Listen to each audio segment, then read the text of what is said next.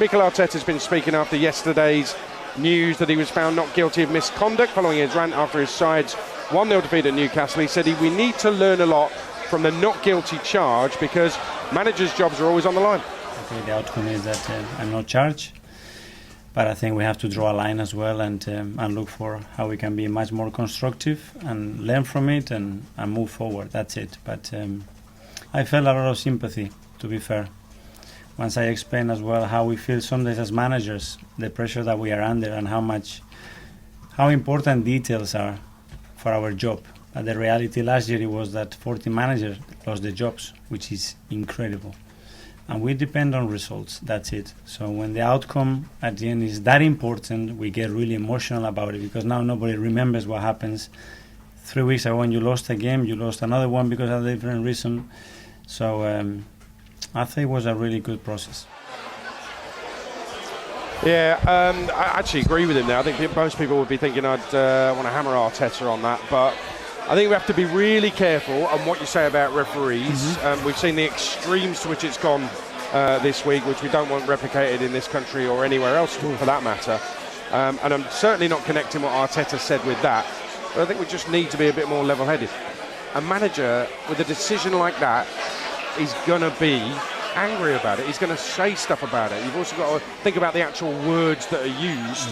He said it was an embarrassment, a disgrace. He's not actually called anybody a cheat or anything like that. He's not actually sworn. So, yeah, I don't think it's great, and I think he's way too emotional sometimes. I think that doesn't help Arsenal in the long term.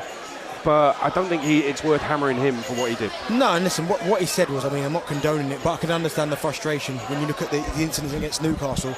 But I do think there's an element to that particular occasion. I think someone at the club, whether it be the press officer, whoever it may be, might go, do you know what? It's probably not a good idea that you speak after this game. Let the number 2 go and do it. I know they want to hear from you, but you're giving them exactly what they want by going out there and going, Ugh. Maybe at times, because it's happened. Hang on, how are they going? Ugh. Yeah. Do you know what I mean? I think there's certainly times where the press officer needs to be a bit cuter and go, do you know what? I know you're frustrated. Maybe sit this one out. Let him go and speak, and then we'll deal with it tomorrow or whatever. That's so typical. Blame the press officer. I can't believe it. No, but do you know what I mean? Do you know what I mean, Aidan? He's that angry. At times, there's a bit of common sense. Yeah. What do you expect? What do you think's going to happen? I know.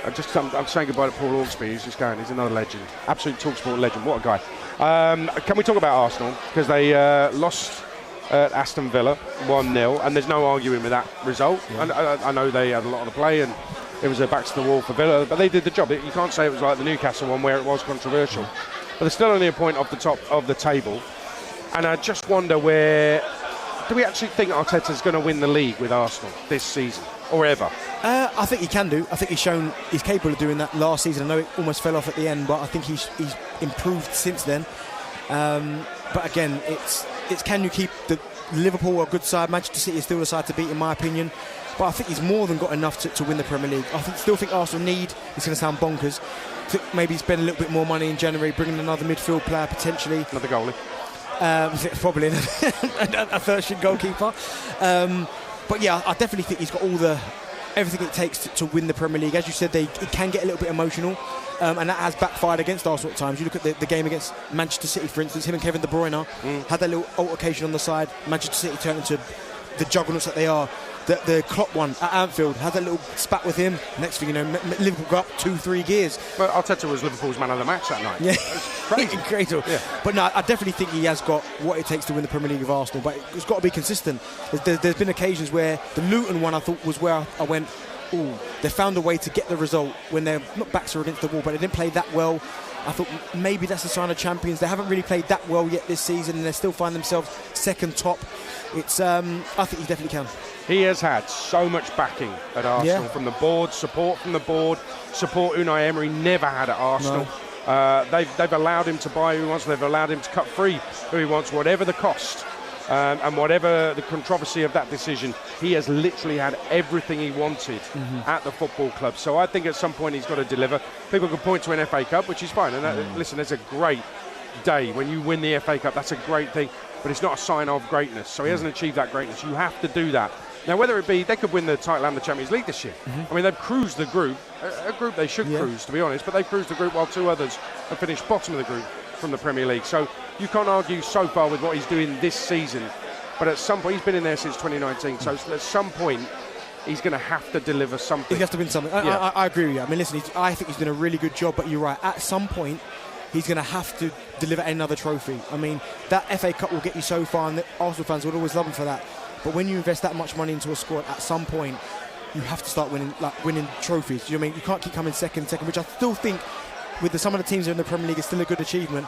You've got to show something, and I think it's not getting to that point yet. But Arsenal in a fantastic position to win something, and I think they have to soon. You know what's going to happen? Arsenal get PSG in the Champions League, and then it's all over round of 16, where they always go out, don't they? But at least they're back in it, and they're through to the knockout rounds. Let's see what happens. They could do that double. It could be absolutely amazing. I'm sick and tired of watching Thursday night football, I tell you that. Mate, they could do the treble. Imagine that. Arsenal, Liverpool. I'm going to be there for third round of the FA Cup. Can't wait for that one. It means I miss Peterborough Leeds. I'd probably miss that if I was you anyway. Well, come on. Oi.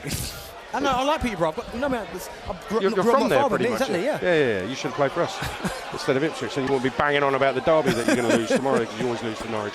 talkSPORT Drive, super opinionated sporting debate, Monday to Friday afternoon from 4 on AM, on DAB, via the talkSPORT app and on your smart speaker. talkSPORT.